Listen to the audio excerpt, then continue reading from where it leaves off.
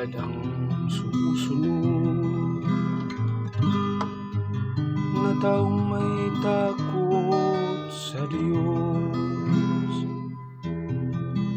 Mapalad ang sumusunod na taong may takot sa Diyos. Mapalad ang bawat tao na sa Diyos ay may takot. Ang maalam na hikay sumunod sa kanyang utos. Hindi siya magkukulang sa anumang kailangan. Ang buhay ay maligaya, unlad ang kanyang buhay.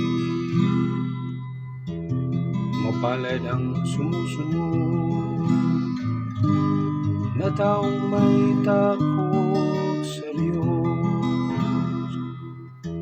Sa tahanan, ang asawa'y parang ubas na mabunga, bagong tanim na ulipon.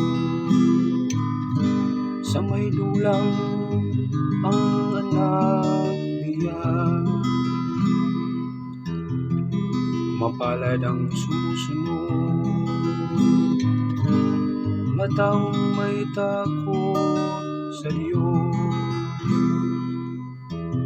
Ang sinuman kung ang Diyos buong pusong susundin, buhay niya ay unlad at laging pagpapalain.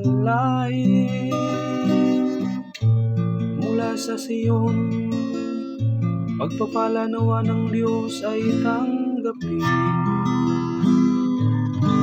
at makita habang buhay pag-unlad ng Jerusalem. Mapalad ang sumusunod na taong may takot sa Diyos. Mapalad ang sumusunod na taong may takot sa Diyos.